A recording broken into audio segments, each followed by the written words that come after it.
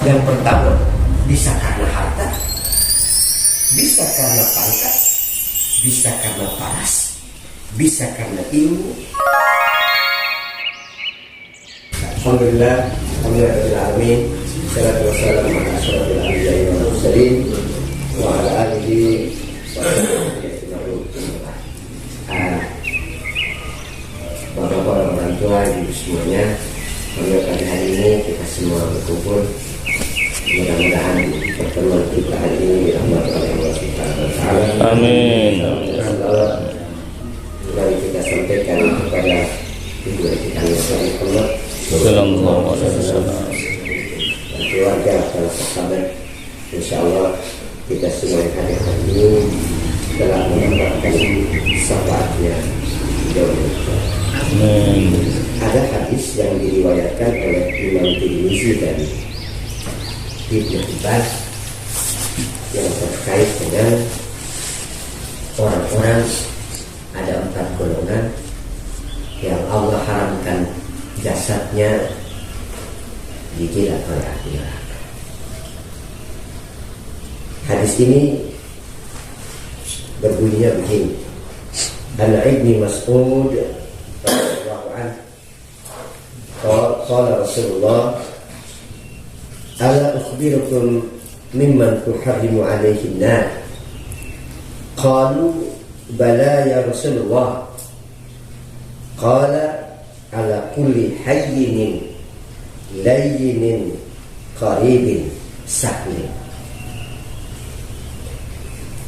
Dari Ibnu Mas'ud radhiyallahu anhu berkata, Rasulullah sallallahu alaihi wasallam menyampaikan kepada para sahabat, maukah kamu sekalian aku kabarkan orang-orang yang diharamkan atas mereka api neraka? Maka para sahabat berkata, ya Rasulullah. Maka Rasulullah berkata, 4 golongan itu, yang pertama hayyin, yang kedua layyin, yang ketiga qarib, yang keempat sahih. Jadi nanti ini 4 golongan ini saya sampaikan yang per golongan. Besok lanjut ke golongan kedua, besok golongan ketiga, besok golongan keempat. Jadi hayyin itu tenang dan menenangkan. Bahasa yang mudah itu orang-orang yang tidak sombong di dalam. Nah, Rasulullah sallallahu alaihi wasallam menyampaikan bahwa orang-orang yang demikian ini, orang-orang yang tenang menenangkan, adalah orang-orang yang mampu untuk memanage hatinya. Maka bahasa dalam Al-Quran, orang-orang yang mampu untuk menjaga hatinya itu disebut dengan qalbun salim. Nah, qalbun salim ini adalah hati yang terikat dia. Dia terikat dengan hal-hal yang mampu membawa kepada kebaikan dimanapun dia berada. Maka selalu orang-orang yang seperti ini, dia mengajak kepada hal-hal yang baik. Nah, ketika dia mampu pada posisi seperti ini menjaga kepada kebaikan-kebaikan itu, maka Allah titipkan kepada mereka hati yang seperti ini.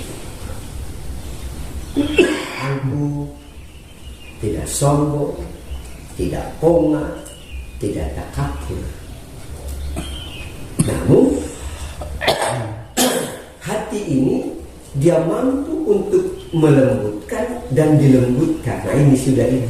Nah, kadang-kadang hati yang ini punya kontradiksi, karena nanti ada orang-orang yang hatinya kerasnya melebihi batu.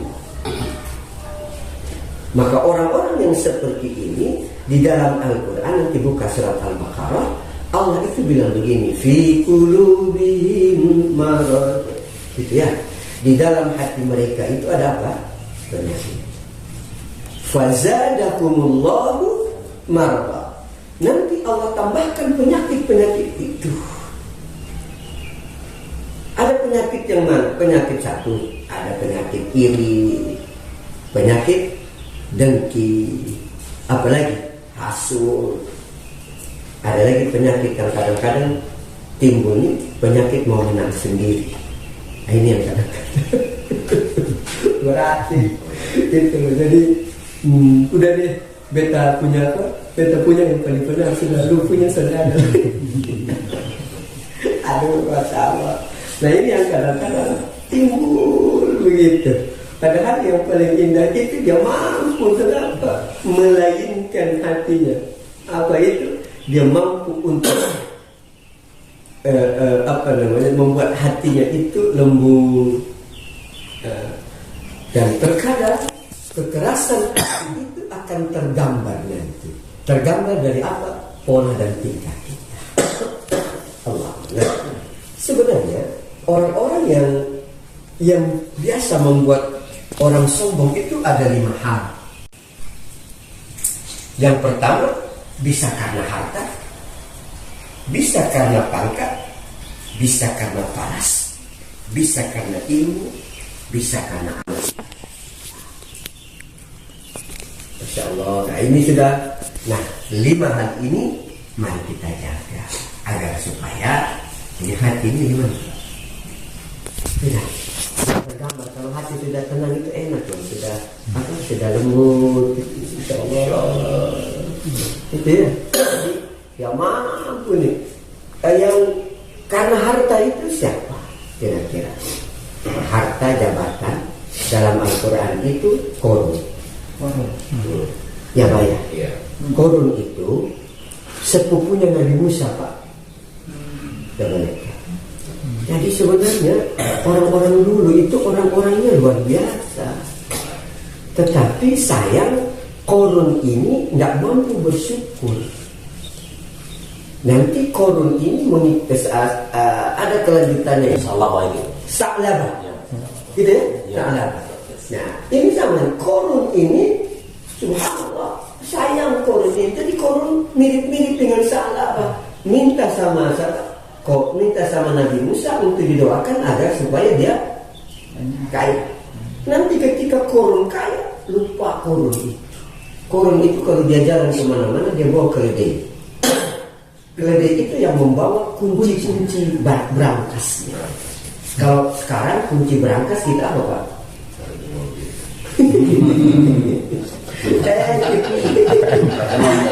Sembunyikan, dan kodenya tidak mungkin kita kasih tahu orang, Pak.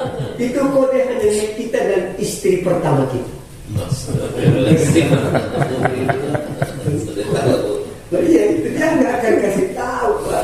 Dia kunci. Kalau korun tidak, dia bawa dia punya keledai beserta dengan orang-orang kuatnya untuk apa? Memikul. Memikul biasanya. Nanti pada saatnya itu dalam Al-Quran dikatakan khosafah.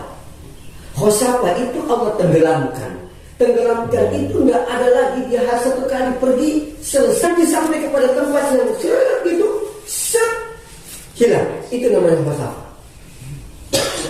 Nah, korun ini seperti itu. Subhanallah. Korun dia ditenggelamkan karena satu, korun ini takabur dengan harta.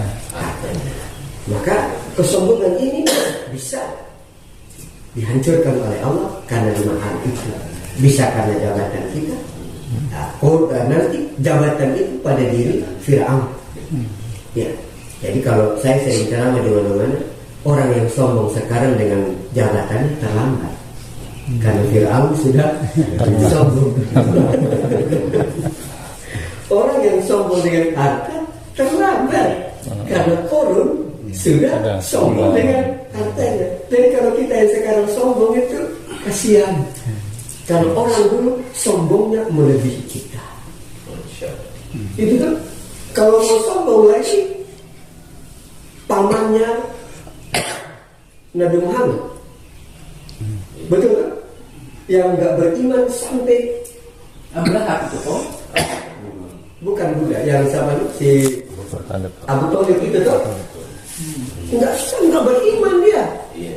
Sampai Nabi minta kepada Allah, ya Allah tolong, maka Allah katakan, innaka la tahdi man ahbabta walakinna Allah yahdi man yasha. Muhammad, engkau tak mampu memberi hidayah kepada siapapun, yang memberi hidayah itu adalah Allah. Begitu. Jadi sudah. Kalau Paras, siapa yang tidak kenal dengan Siti Juleika? Gitu ya. Dia bilang apa dalam Al-Quran? Hai Talat. Dia ganggu siapa? Yunus. Bukan. Yusuf. Orang tukang bilang Marisu. Marisu. Nah, kalau kau tahu Marisu, kau tahu mimpi. Tapi lah ada burhan. Dalam Al-Quran itu burhan itu cahaya Allah yang Allah tanamkan pada diri Yusuf. Maka Yusuf pun diselamatkan. Maka nanti dia lari, kan ditarik ini bajunya. Nah, lalu datanglah datanglah yang hakim itu, dia bilang kalau itu bajunya itu sobek dari belakang, berarti pembuatnya si perempuan ini. Tapi kalau itu sobek dari depan, berarti Yusuf. Ternyata sobeknya dari belakang, berarti istrinya. Setelah itu orang-orang perempuan di Mesir berkata, istri raja kok bisa falling in love sama anak angkatnya. Oh, akhirnya dia hadirkan perempuan-perempuan di Madinah sambil dikasih buah, lalu dikasih pisang. Dan memang Yusuf itu luar biasa. Itu Yusuf dulu, Pak. Yusuf sekarang sampai begitu. Ya Allah, subhanallah. Sudah. Kalau kuat Ibrahim dibakar sampai mati. Itu Allah bilang apa? Ya narukuni bardan wassalaman. Api. Ayo kamu dingin. Itu Ibrahim dulu dibakar sampai mati. Ibrahim sekarang dibakar halus.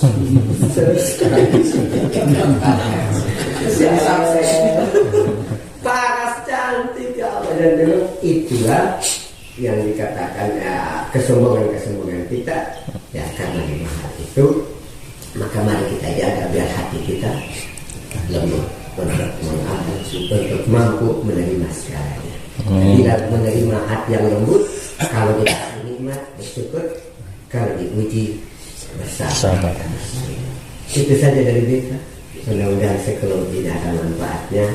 Besok saya lanjut lagi pada yang kedua dan ketiga. Jadi ini episode berlanjut. Biar mama-mama di belakang desa datang.